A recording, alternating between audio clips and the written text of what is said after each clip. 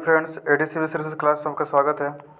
Friends, आज हम BPSC second paper का डिस्कशन करेंगे और इस बार का जो क्वेश्चन है थोड़ा सा लिंक से हट कर आया हुआ है। तो सबसे पहले हम सेक्शन 1 को देख लेते हैं। तो सेक्शन का जो पहला क्वेश्चन है वो है, भारत के राष्ट्रपति की भूमिका परिवार के उस बुजुर्ग के समान है जो सभी प्रतिकार रखता है, किंतु यदि घर के शैतान युवा सदस्य उसकी न सुने तो कुछ भी प्रभावित नहीं कर सकता है। मूल्यांकन कीजिए। तो फ्रेंड्स, पिछली बार जो क्वेश्चन आया हुआ था वो राज्यपाल को लेकर आया हुआ था, जो विवाद खड़ा हुआ था। इस बार भी आयोग ने राष्ट्रपति को केंद्र में रखे कोई वही क्वेश्चन सेम टू सेम पूछ दिया। तो इसमें बस वही करना है कि उनका पावर को बताना है और दिखाना है किस तरह से वो पावर का यूज वो मिनिस्टर्स पे या कैबिनेट को कंट्रोल करने में नहीं कर सकते हैं। उनके लिए बहुत सी चीज़ें बाध्यकारी होती है। तो इसी को लेकर इसको लिखना था। जो सेकंड क्वेश्चन है वो है कि भारतीय संघीय ढांचा संवैधानिक रूप से केंद्र सरकार की ओर उन्मुख है, व्याख्या कीजिए। इससे आपको बताना है कि जो हमारे जो संघीय ढांचा में केंद्र और राज्य को शक्तियाँ दी गई हैं, उस शक्तियों में जो ज़्यादातर जो पावर है वो केंद्र के पास है। इससे बहुत सारे प्रावधान हो सकते हैं, जैसे अखिल भारतीय सेवाएँ हो गई। इसके अलावा राष्ट्र सूची में केंद्र सरकार को कानून बनाने का अधिकार बहुत सारे स्थिति में मिलती है, जैसे कि आर्टिकल 249 हो गया। इसके अलावा राष्ट्रीय अंतर्राष्ट्रीय संधियों को लागू करवाने में। इसके अलावा राज्यसभा अगर पारित कर दे कानून को राष्ट्रीय हित महत्व का विषय मान ले तो वहाँ पर भी कानून बनाने का अधिकार मिलता है। आपातकाल के समय पूरी पावर सेंट्रलाइज हो जाती है। तो ये सब आपको लिखना था और ये दिखाना, ये भी बताना था कि ऐसे जो प्रावधान किए गए थे उस समय हमारे जो कुछ जो स्थितियाँ थी उसको ध्यान रखते हुए किया गया था। आज़ादी के समय जो सेंटर का मौजूद था उसमें ज़रूरी था। तो इन सब की चीज़ को बैलेंस बनाते हुए उसको लिखना है। इसके बाद जो थर्ड क्वेश्चन है वो है कि भारतीय राज्यों के असमान विकास ने कई सामाजिक, आर्थिक एवं राजनीतिक समस्याओं को जन्म दिया है। बिहार के विशेष संदर्भ में कथन के आलोचनात्मक विश्लेषण कीजिए। तो फ्रेंड्स, में दिखाना है कि जो हमारी जो आज इकोनॉमी है जो है $3 ट्रिलियन की है और उसमें भी जो $5 ट्रिलियन की जो टारगेट रखा गया है, तो वो तो अच्छा लगता है, लेकिन हमारे जो राज्य हैं वो अपने आप में ओवरऑल समावेशी विकास नहीं हो पाया है। जैसे कि जो आप देखिए पूर्वोत्तर के राज्य हो गए हैं, उनकी तुलना आप कर लीजिए साउथ के राज्य से, या बिहार, यूपी, ये सब जो बीमारू राज्य हैं उनकी तुलना कर लीजिए आप गुजरात से, पंजाब से, या फिर दक्षिण वाले तमिलनाडु, कर्नाटक वाले राज्य से, तो आपको काफ़ी अंतर दिखाई देगा। जैसे बिहार के संदर्भ पूछा है तो बिहार के संदर्भ बताना पड़ेगा कि जनसंख्या के हिसाब से बिहार तीसरा स्थान रखता है, लेकिन अगर आप रिसोर्सेज के हिसाब से देखिएगा तो बहुत ही कम रिसोर्स बिहार के पास है। इसके अलावा जो इकोनॉमी में जो कंट्रीब्यूशन है वो भी बिहार का टॉप 5 से भी बाहर है, जबकि जनसंख्या में तीसरे स्थान पे है। इस सब के अलावा पर कैपिटा इनकम बिहार का काफ़ी कम है पूरे ओवरऑल इंडिया से। पर कैपिटा इनकम में बिहार का जो है वो आपका लगभग $600 के आसपास है, जबकि पूरा इंडिया का $2000+ है। तो ये आपको दिखाना पड़ेगा और ये दिखाना पड़ेगा क्या क्या समस्या पैदा हुआ बिहार में। जैसे कि आप देख रहे हैं कि लॉकडाउन के दरमियान में कितने माइग्रेट वर्कर बाहर गए हुए थे। तो ये अपने आप में कहीं ना कहीं जो हमारे जो पॉलिसी मेकिंग की जो फेलियर है बिहार में वो दिखाता है। इन सब के अलावा डेवलपमेंट अच्छे से नहीं हो पाया है। इस कारण से यहाँ पर बहुत सी समस्याएं, चाहे अब नीति आयोग का जो रिपोर्ट है तो वो वहाँ पर डाल सकते हैं कि जो बिहार है काफ़ी पिछड़ा हुआ है। मतलब तुलना कीजिएगा केरल से वहाँ पे तो आपको हर मामले में काफ़ी पिछड़ा हुआ दिखाई देगा बिहार। तो इस सब चीज़ों को लेकर दिखाना था कि बहुत सी समस्याएं क्रिएट कर देता है। सामाजिक को अलग बांट दीजिएगा, आर्थिक को अलग बांट दीजिएगा। और यही बताइए कि प्रयास काफ़ी अच्छे हो रहे हैं अभी वर्तमान में, और आने वाला समय में इस गहराई को मतलब पाटने का प्रयास कीजिएगा। उसमें आप नीति आयोग का जो योजना है एस्पिरेशनल डिस्ट्रिक्ट प्रोग्राम हो गया, इसके अलावा और भी बहुत सारी योजनाएं चल रही है, बिहार सरकार द्वारा भी बहुत सी योजनाएं चल रही है, उसको कोड करके आपको दिखाना पड़ेगा कि इस असमानता को पाटने का प्रयास किया जा रहा है। ठीक है।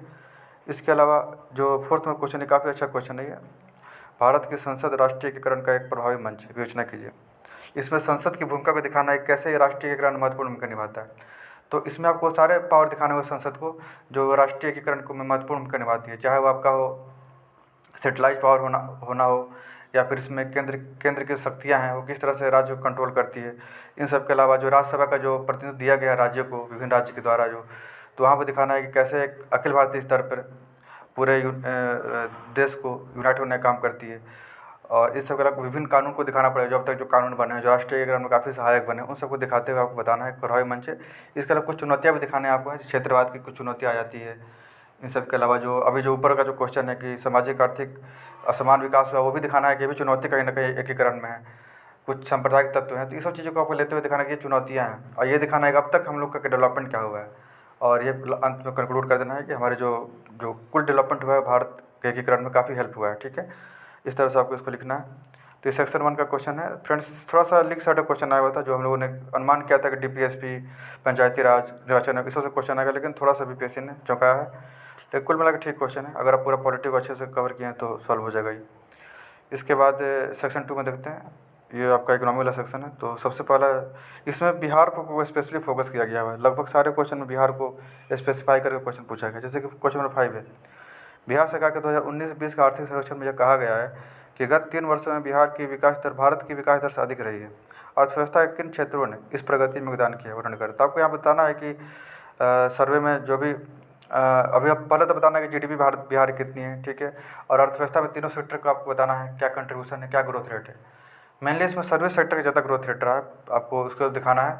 और सर्विस सेक्टर में पर्यटन हो गया, नागरिक उड्डयन, जो विमान वाले क्षेत्र हैं वो हो गए। तो इन सब चीज़ों को लेकर आईटी हब हो गया, वो सब चीज़ को दिखाना है आपको, वहाँ पर ज़्यादा डेवलपमेंट हुआ है। जो सेकेंडरी सेक्टर है अभी डेवलपमेंट होना बाकी है। और एग्रीकल्चर में डिपेंडेंसी ज़्यादा है बिहार में, 70% लोग एग्रीकल्चर पर डिपेंड है, जबकि आपका जीडीपी में उधर 18% ही है। तो यहाँ पर दिखाना चुनौतियाँ यहाँ पर बहुत ज़्यादा है, जबकि ग्रोथ रेट भी अभी 5 से कम है इसमें कृषि में। तो ये सब चुनौतियों को भी बताना है आपको, और दिखाना है कि किन किन क्षेत्रों में और संभावनाएँ हैं। जैसे फूड प्रोसेसिंग हो गया, कृषि आधारित उद्योग हो गया, कुछ आपदाओं को प्रबंधित करना होगा हमें, सूखा, बाढ़ इत्यादि को। तो तब जाके आपको यहाँ पर ये देखने को मिलेगा। और वे फॉरवर्ड में आपको बता देना है कि कुल मिला के जो आने वाला समय है, हमारे जो ग्रोथ रेट है वो लगभग 10 से ऊपर रहने वाली है, ये भी बताया गया है एक रिपोर्ट में। तो ये सब कोड करते हुए आपको दिखाना है यहाँ पे, ठीक है। इसके अलावा जो 6 में क्वेश्चन है कि बिहार में व्याप्त आर्थिक एवं 6 में क्वेश्चन आपका है कि बिहार में व्याप्त आर्थिक एवं सामाजिक विषमताओं के मुख्य कारण क्या है। सरकार द्वारा इन असमानताओं को कम करने के लिए उठाए गए कदमों का मूल्यांकन कीजिए। तो सेम क्वेश्चन जो पहले पूछा गया था वही है, ठीक है। थोड़ा सा इसमें बिहार को स्पेसिफिक करना है। अब पहले आर्थिक विषमता बताना है कहाँ कहाँ है। आर्थिक विषमता में बता दीजिए कि बिहार के अंदर पूछा हुआ है, तो बिहार के अंदर आपको आर्थिक विषमता नॉर्थ और साउथ को लेकर दिखाना है, ग्रामीण और शहरी को लेकर दिखाना है आपको है। कुछ डिस्ट्रिक्ट काफ़ी डेवलप है, जैसे पटना, मुजफ्फरपुर, गया, ये सब काफ़ी डेवलप है। बाकी आपको जो अगर सीमांचल वाला क्षेत्र है वो काफ़ी पिछड़े हुए हैं। आपदा भी एक प्रमुख कारण निभाता है इसमें। तो ये सब सारा चीज़ को दिखाते हुए आपको पर कैपिटा इनकम से लेकर सब चीज़ दिखाते हुए दिखाना है। आर्थिक समानता असमानता कहाँ है, सामाजिक विषमता भी दिखाना है आपको, स्वास्थ्य, शिक्षा, एजुकेशन, इस सबको लेकर दिखाना है आपको कहाँ है, और उसका कारण क्या है। तो कारण आपको जनरल है, आप भी जानते हैं कारण क्या है। आपको सारे एस्पेक्ट्स को लेते हुए कारण बताना चाह, राजनीतिक हो, सामाजिक हो, आर्थिक हो, सारे चीज़ को दिखाते हुए। और असमानताओं को दूर करने के लिए सरकार द्वारा क्या कदम उठाए गए हैं। तो सारे जितने भी अब तक योजनाएं सरकार द्वारा चलाई जा रही है, चाहे केंद्र हो या राज्य हो, दोनों को समेकित करते हुए उसका इम्पैक्ट को दिखाना है। और इसका एक वे फॉरवर्ड बता देना है कि आने वाले समय में हम इस विषमताओं को दूर करेंगे, ठीक है। इसके अलावा जो नेक्स्ट क्वेश्चन है, ये आपकी 7 निश्चय कार्यक्रम को डायरेक्ट कोड करके पूछा गया। मानव विकास का मापन कैसे किया जाता है। मानव विकास कार्यसूची को प्राप्त करने के लिए बिहार सरकार की 7 प्रतिबद्धताएँ क्या हैं।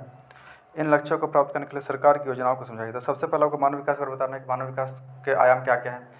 इसमें health, education, per capita income, जीवन प्रत्याशा, सारे को आपको बताना है। और बिहार के संदर्भ लेना है, उसमें बिहार की स्थिति क्या है, सारे आयाम को।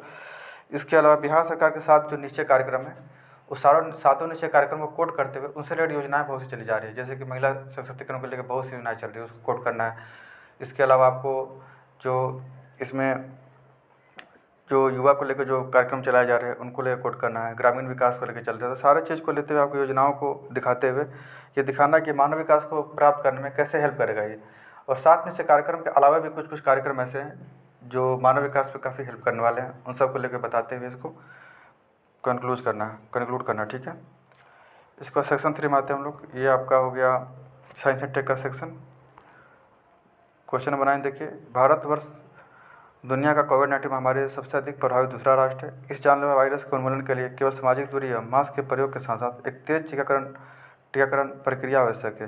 प्रधानमंत्री द्वारा प्रतिपादित मेक इन इंडिया अवधारणा को दृष्टिगत रखते हुए हमारे राष्ट्र द्वारा कोविड-19 उन्मूलन के लिए उठाई गई गतिविधियों का विस्तार से वर्णन कीजिए। आपको बताना पड़ेगा कि हमारी जो वर्तमान स्थिति क्या है कोविड-19 में।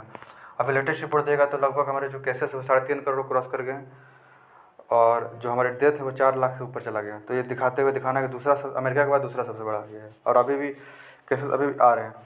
इसके अलावा दिखाना पड़ेगा कि इसके लिए सरकार क्या क्या की है। लॉकडाउन लगाया गया था लगभग 2-3 बार। इसके अलावा मास्क, सैनिटाइजर से लेकर सब कुछ प्रदान किया गया। आत्मनिर्भर भारत अभियान का भी इसके तहत बताना है। इसके बाद मेनली से फोकस करना है टीकाकरण पे। भारत सरकार के टीकाकरण प्रोग्राम उसको लेकर बताना है। पहले ये बताना है कि हमारा टीकाकरण अभियान किस स्तर पे है। तो दिखाना होगा कि हमारा जो वैक्सीनेशन का जो प्रोग्राम है, सबसे अधिक वैक्सीन का उत्पादन 60% पूरे वर्ल्ड में इंडिया करता है। दोनों वैक्सीन का नाम लिख देना है। कोविशील्ड में आपको बताना है सीरम इंस्टीट्यूट ऑफ इंडिया है, और कोवैक्सीन में आपका भारत बायोटेक और ICMR है, दोनों को बताते हुए आपको दिखाना है। और भारत का जो प्रोग्राम है टीकाकरण का, उस तीनों चरण को बताना है। पहला चरण आपका है 16 जनवरी से शुरुआत हुआ था, उसमें आपको फ्रंट वर्कर और मेडिकल स्टाफ थे। दूसरे चरण में 1 मार्च से शुरू किया गया, उसमें आपके 45+ के भर्ती थे। इसके बाद आपका जो थर्ड चरण था वो 18+ वाले युवा लोग थे। बताते हुए बताना है कि अभी 45 करोड़ का वैक्सीनेशन हो गया है। ये सब बताते हुए दिखाना है कब तक हम लोग हर्ड इम्यूनिटी को प्राप्त करेंगे और क्या क्या चुनौतियाँ जो बताना है, ठीक है। इसके अलावा आपको एक बेहतर कंक्लूजन देकर इसको एंड करना है। इसके बाद जो नेक्स्ट क्वेश्चन है 10 नंबर, भारत में विश्व के अनेक राष्ट्रों के वैज्ञानिकों का एक प्रमुख ध्येय दूसरे ग्रहों के जीवन की खोज है। भारत के द्वारा अंतरिक्ष शोध के विकास की योजना कीजिए, विशेष रूप से 21वीं सदी में इस ध्येय की पूर्ति के लिए। तो आपको इसमें जो भी डेवलपमेंट हुए को सारे बताने हैं शुरू से लेकर अंत तक। और अभी जैसे कि इसमें बताया गया है कि दूसरे ग्रहों पर जीवन की खोज, तो इसको लेकर जो भी हमारा मंगलयान से लेके इसके बाद चंद्रयान, जो भी हमारा जो डेवलपमेंट हो उसको बताना है। और भारत के द्वारा जैसे इंटरनेशनल स्पेस स्टेशन की अभी बात चल रही है, हमारे जो क्रू मेंबर कुछ जाने वाले हैं स्पेस में, उसको बात करनी है। इन सब को देखते हुए फ्यूचर में क्या प्लानिंग है इस चीज़ को लेके, नासा से कोलैबोरेशन हो रहा है, सारी चीज़ों को लिखते हुए इसको सॉल्व करना है। इसके बाद 11 number question, make in India कार्यक्रम के अंतर्गत भारत ने अपने सुरक्षा निकाय में सुरक्षा आयुधों एवं उपकरणों को राष्ट्र की सुरक्षा के लिए समाहित कर उसमें वृद्धि की है। इस कथन की पुष्टि सुरक्षा अभियांत्रिकी में वैज्ञानिक विकास के आधार पर की है। तो आपको बताना पड़ेगा हमारा जो इसरो और DRDO ने जो काम किया है रक्षा क्षेत्र में, चाहे वो सेटेलाइट लॉन्च करके हो या हमारा जो एंटी सेटेलाइट मिशन हो, मिशन शक्ति हो गया, DRDO ने भी काफ़ी डेवलपमेंट किया। अभी हाल ही में हमारे 104 वो जो रक्षा उपकरण है जो हम लोग आयात करते हैं उसको सरकार ने बैन किया है, उनका देसी स्वदेशी तरीके से उसका उत्पादन किया जाएगा। इन सब चार डेवलपमेंट को लिखते हुए आपको सॉल्व करना है। इसमें आपको मैंने फैक्ट जाना जरूरी है कि DRDO ने अब तक क्या क्या डेवलपमेंट किया है। अगर फैक्ट पता है तो उसको अच्छे से लिखिएगा, वरना इतना अच्छा से आप नहीं लिख पाएगा इसको। इसके बाद क्वेश्चन नंबर 12, विगत कई वर्षों से बाढ़ एवं सूखे की स्थिति ने बिहार राज्य के उन्नयन एवं समृद्धि को लगातार प्रभावित किया है। इस प्रकार के दुर्घटना प्रबंधन में विज्ञान एवं अभियांत्रिकी की भूमिका का विशिष्ट उदाहरण के साथ विवेचना कीजिए।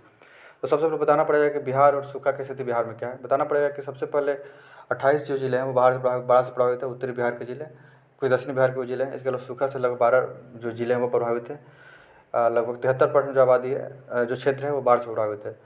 इसके अलावा बताना पड़ेगा क्या क्या प्रॉब्लम क्रिएट होता है बाढ़ से, कारण क्या है बाढ़ का, सारा बताना पड़ेगा आपको सारे एक्सपर्ट्स को लेके। इसके बाद बताना पड़ेगा कि साइंस एंड टेक की भूमिका क्या होगी। तो साइंस एंड टेक की भूमिका में आपको बताना स्पेसिफिक अलग अलग करके बताइएगा। बाढ़ को लेकर अलग बताइएगा साइंस एंड टेक की भूमिका, और सूखा को लेकर अलग बताइएगा।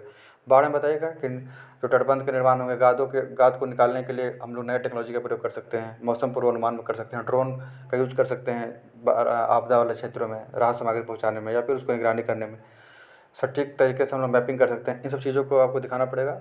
इन सब के अलावा आपको सूखा के लिए बताना पड़ेगा कि सूखा किस तरह से साइंस एंड टेक के द्वारा मैनेजमेंट किया जा सकता है। तो सबसे पहले बताना पड़ेगा आपको कि जो शुष्क कृषि है उसमें हम लोग साइंस एंड टेक का यूज कर सकते हैं, जल वाटर मैनेजमेंट में कर सकते हैं, ड्रिप सिंचाई, माइक्रो इरीगेशन, ये सारा साइंस एंड टेक का ही पार्ट है, ठीक है। इसके अलावा ऐसे सड़कों का निर्माण जो कि जल को सोख कर भूमि के जल तक पहुँचाता हो, और तरह तरह नए नए टेक्नोलॉजी का प्रयोग, चाहे GM क्रॉस, वैसे फसलों का प्रयोग जो कम सूखे की स्थिति में अपने आप को वो सर्वाइव कर पाए। इन सारे पॉइंट को बताते हुए आपको बताना है कि साइंस एंड टेक की भूमिका महत्वपूर्ण है बाढ़ और सूखे के नियंत्रण में। इन सब के अलावा नदी जोड़ो परियोजना में भी जो इन्वायरमेंटल जो इम्पैक्ट है उसकी जो असेसमेंट करने में साइंस एंड टेक की महत्वपूर्ण भूमिका हो सकती है। और हम लोग इस तरह से नदी को जोड़ सकते हैं कि इन्वायरमेंटल इम्पैक्ट भी कम हो और हम लोग साथ में अच्छे से उसको जोड़ भी पाएँ, ठीक है। तो इन सारी चीज़ों को लिखते हुए इसको आपको सॉल्व करना है, ठीक है फ्रेंड्स। तो इस तरह से मैंने आपको 12 क्वेश्चन को बताया, इसमें से मेनली आपको 8 क्वेश्चन लिखना है। तो क्वेश्चन अब वैसे इसी तरह से पूछेगा, अनएक्सपेक्टेड तरीके से आपको पूरा तैयारी करना पड़ेगा, चाहे पॉलिटिकल सेक्शन है पूरा तैयार करके चलना पड़ेगा। और स्पेशली आपको अब पेपर 2 में बिहार को स्पेशल इकोनॉमिक्स और बजट को अच्छे से तैयार करना पड़ेगा, और बिहार के बारे में पूरी जानकारी आपको होनी चाहिए। और साइंस एंड टेक में तो साइंस एंड टेक क्वेश्चन ठीक आया हुआ था, एक्सपेक्टेड था कि इससे क्वेश्चन आएगा लगभग, तो वो ठीक है, ठीक है फ्रेंड्स। तो आज के लेक्चर में इतना ही फ्रेंड्स, मिलते हैं अपने अगले लेक्चर में, तब तक के लिए धन्यवाद।